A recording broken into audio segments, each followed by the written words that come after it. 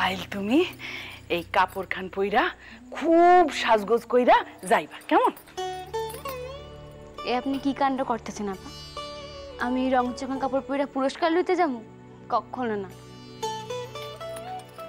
কেন, তোমার কি বয়স হইয়া যাচ্ছে? 5 সন্তানের মা হয়েছে তুমি, হ্যাঁ? পরবা না কেন? রং সঙ্গা কাপড় না পরানোর হয়েছেটা কি শুনি? পরবো না।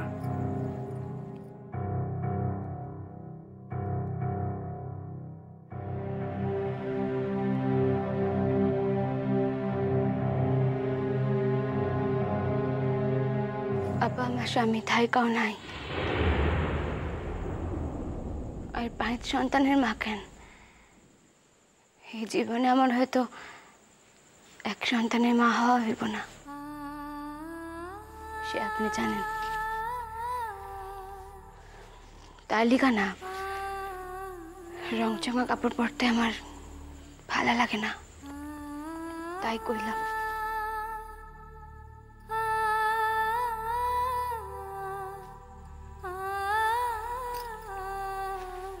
বইন,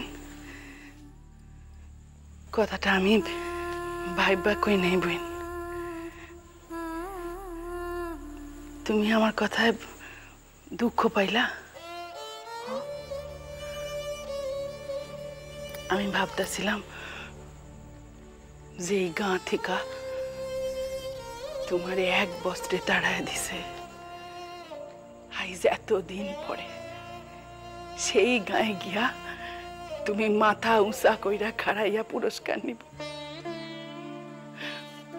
তার লিগাই তো ভাবতেছিলাম, আর তার লগে যদি তোমার পোশাক খান ঠিক থাকে, তাইলে গায়ের মানুষজন ভাববো তোমার সবই ঠিক আছে, তুমি কিছুই হারাওনি, সব ঠিক আছে। 1000 গুণ কইরা তুমি সব কিছু ফেরত পাইছো, আর তার লিগাই তো আমি। আপা রংচঙা কাপড় না পরলেও সেদিনের কাবুল শেখের বিবি নার্গিস আর রাইজকার কিরণ মালা, ইয়া যে এক না সে সকলেই বুঝতে পারবো।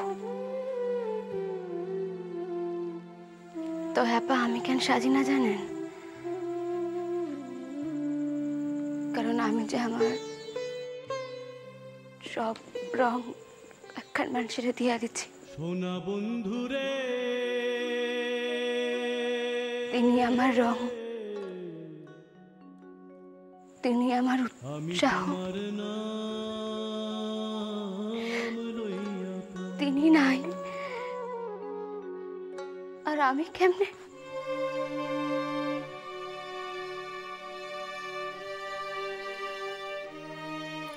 বইন, আপা আপা সেই মানুষ খানি দেশে থাকলে কত খুশি হইতেন কন্ত। তিনি চেষ্টা না করলে আমার লেখাপড়া হইতো কোনোদিন, হয়তো আমার জীবনে অন্য আর কিছু। তুমি তো তারে তাড়ায় দিছ, সে তো যাইতে চায় নাই। বাবা সেদিন ওই কামখান বুঝে আমি ঠিক করে নাই। কেন? দিদিমণি কহিলেন যে আমি ভুল করছি,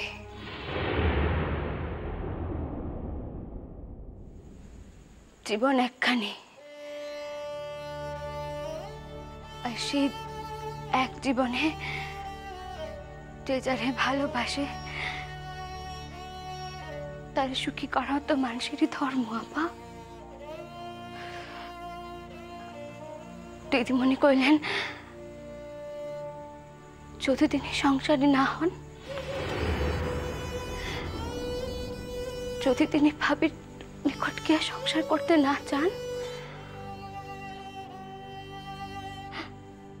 তাইলে যে আমি তার আরো কষ্টের ভেতর পাঠিয়ে দিলাম। আপা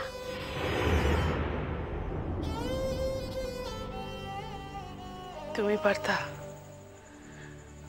অন্য মাইয়ারে কষ্ট দিয়া তারে লইয়া সুখী হইতে পারতা? কও। আমি তোমারে যত দূর জানি তুমি তো তেমন মানুষ নও। তিনি তিনি দেশে থাকতে আমারে কইছিলেন, কিরণ রে, কিরণ, আমি এই জীবনে অন্য কোনো মায়ের স্পর্শ করতে পারুন না কিরণ। এই জীবনে আমার একবার সাথী হইয়া গেছে, আর সে সাথী তোর লোকে কিরণ। কান্দে না বইন, কান্দে না, দুঃখ পাইও না বইন। ইয়া তো ভাবের কথা।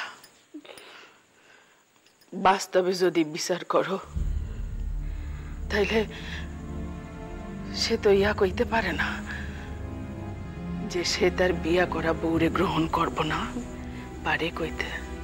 তাই ভাবি তো তার এই দেশে ফেলিয়ে চলে গেছেন। ভাবি তো তার লিগে অপেক্ষা করে নাই। তার বউ যদি নিজে থিকা ফালায় চইলা যায় তাইলে এক কথা, তা নাইলে তো এই জীবনে সংসার না হয় নাই করলাম, তাই কাছে থাকতে তো দোষ নাই আপা। কাছে থাকা মানে? আমি চোখের সম্মুখে থাকার কথা কইতেছি না।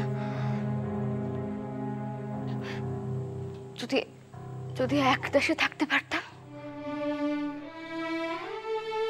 দুই দেশের এই ব্যবধান যদি আমার কোনোদিন এমন কোনো অসুখ ঘটে, বাঁচার আশাই না থাকে, তখন যে আমি সেই মানুষখানটা শেষ পরে লেখা চোখের দেখাটুকু দেখতে পারব না আপা। বুয়েন, ও বুয়েন, এসব তুমি কি কথা কও? কি কথা কইতেছো? আমি ভারী ভারী কথা বুঝি না বুই। আমার দুনিয়া কান বড় ছোট। এই গোটা দুনিয়ায় দু একখান মানুষকে আমি জানি, তার মধ্যে তুমি একজন। তুমি যদি এই কথা কও। আমি কথার কথা কইলাম আপা। কি জানি হয়তো হয়তো মেলা দিন পর দিদিমণি আর বিনয় স্যারে একলাকে দেখা আমার মনখান এত উচ্চাটন হয়েছে। মন শান্ত করো বই, মন শান্ত করো। মাথা কইরা মইরা গেলেও এই জীবনে যে মানুষটারে চোখের দেখাটুক দেখতে পারবো না, সেই মানুষটার লিগা মন খারাপ কইরো না, মন খারাপ কইরো না বই। কে কইছে? কে কইছে মাথা কইরা মইরা গেল তার লোকে আমার দেখা হইব না? তার লোকে আমার দেখা হইব। দেখা হইব? কই দেখা হইব? আমি যখন এখানকার লেখাপড়া শেষ কইরা বিশ্ববিদ্যালয়ে পড়ুম, তখন আমার তার লগে দেখা হইব। কারণ তখন আমি কলকাতায় পড়তে যাব। বাবা ভাইবা দেখলাম সংসার না হয় নাই হইল, তাই মানুষ কান্ডে ছাইরা তারে না দেখা অন্য এক দেশে আজীবন পইরে থাকা আমার সম্ভব না। বহিন।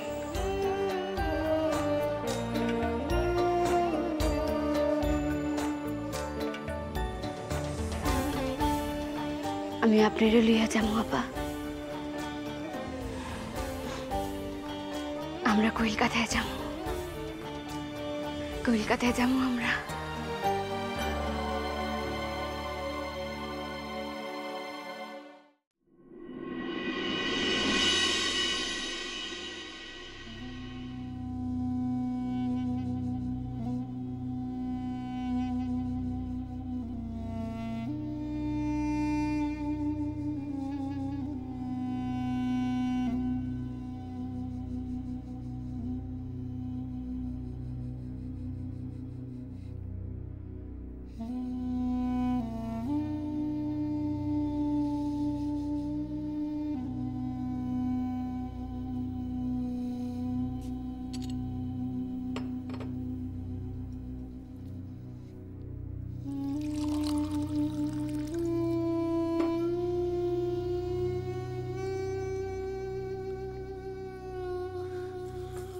ওমা, তুমি এসে গেছো?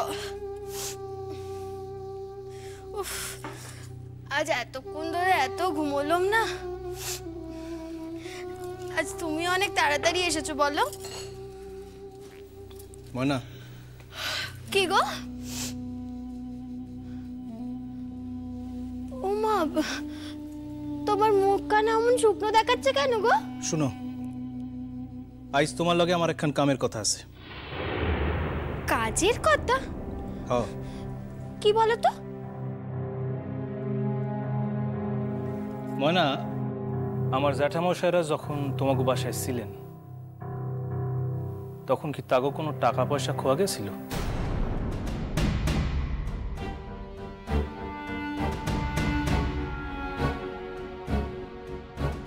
কি কি বললে তুমি? টাকা পয়সা খোয়া যাবে? আচ্ছা, তাদের টাকা পয়সা কি ছিল না ছিল সে কথা কোনোদিন বলেছেন আমাদের?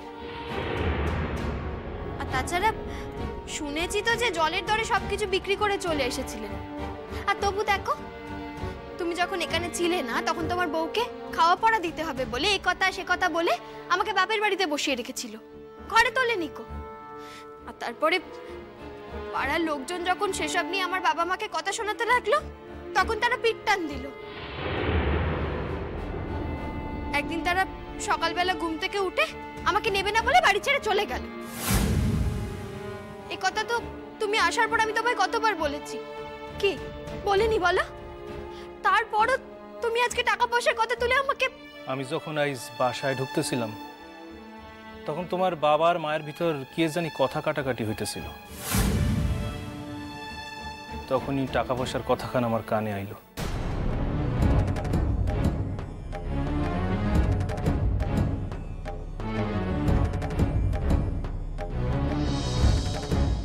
আমার ভালো মানুষ বাবাটা আবার এসবের মধ্যে মাথা গলাতে যাচ্ছে কেন চাই? তার মাথায় তো এত কুটকাচালে বুদ্ধি কোনো কালেই থাকার কথা নয় গো। তাইলে তুমি কিছুই জানো না? আরে বাবা, তুমি তো নিজের চোখেই দেখলে যে আমি এখানে ঘুমোচ্ছিলাম, তাহলে কি করে কি জানবো? তাই ময়না, আমি কিন্তু আজকার কথা কইতেছি না, আমি আগের কথা কইতেছি। যখন আমার জ্যাঠামশাই এই বাসায় ছিলেন আমি তখনকার কথা কইতেছি ময়না। আমি তো সে কথাও তোমাকে বললুম যে তখন কি হয়েছিল না হয়েছিল। দেখো ময়না, ইতিপূর্বে তোমার সম্পর্কে আমার নানান অভিজ্ঞতাই হয়েছে, যার পুরোটাই যে সুখকর তা কিন্তু না, বরং প্রায় সবটাই বড় লজ্জার। ময়না, আমি কিন্তু সেই দিনগুলির কথা ভুলি নাই যখন তুমি কিরণ সম্পর্কে বানাইয়া বানাইয়া আমার নিকট নানান কথা কইছিলা, যা আমি পরে খোঁজ নিয়ে জানতে পারছি সত্য ছিল না। দেখো ময়না, আমি ঘটনাখান্ডে এইভাবে ব্যাখ্যা করছি যে তুমি একজন মায়া মানুষ, আর আমি আমার ইচ্ছায় অনিচ্ছায় যেমন করেই হোক তোমারে বিয়া করছিলাম। তাই হয়তো তুমি নিরাপত্তার অভাব বোধ থেকে কিরণ সম্পর্কে আমার মনে এখন ভুল ধারণা তৈরি করতে চাইছিলা। কিন্তু একখান কথা ময়না, আমার জ্যাঠামশাইয়ের কথা কিন্তু এক্কেরে স্বতন্ত্র। আমি যদি কোনোদিন জানতে পারি তোমরা যা কইছো তার আড়ালে অন্য কোনো ঘটনা আছে, তাইলে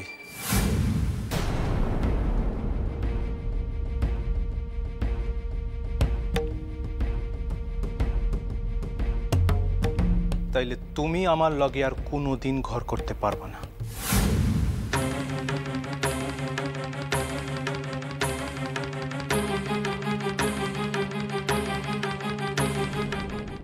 আহা, দেশে যেন আইন আদালত নেই কো, আর মেয়েদের হয়ে যেন আইনের অভাব হয়েছে। তাই তুমি বলছো যে আমি নাকি তোমার সঙ্গে সংসার করতে পারবো না।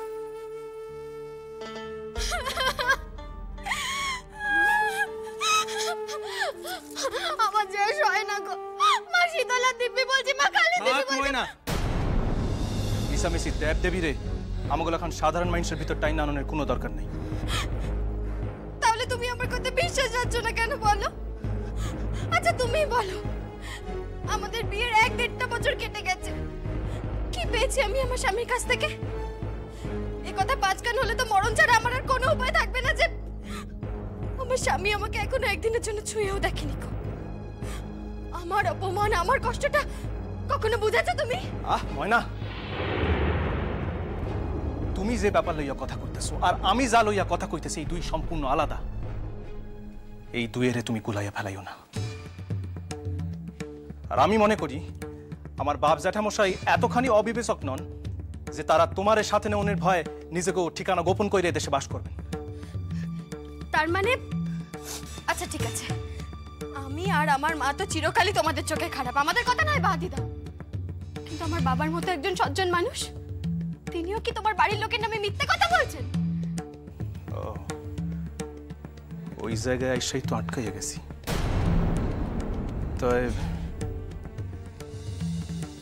তো আইজ ওনার কথার ভিতরেও কি জানি ছিল। উনি তো কইছেন আমার লগে আলাদা কথা কইবেন। সর্বনাশ, আমার বাবার হঠাৎ এই বোধোদয় হলো কেন? ওই গয়নার ব্যাপার থেকেই যত কাণ্ড। দেখি এক্ষুনি একবার মায়ের কাছে গিয়ে সব কথা জেনে আসি গিয়ে কি হলো না হলো। তারও তো আবার গালকানা ফুলে রয়েছে টাকা চেয়েছি বলে, ভারী জ্বালায় পড়া গেল দেখছি। না, টাকার মায়া করলে আর চলবে না কো, তাহলে দেখছি স্বামীকেই হারাতে হবে। না, এই বেলা আগে গিয়ে মায়ের সঙ্গে ভাবটা পাতিয়ে আসি, যাই।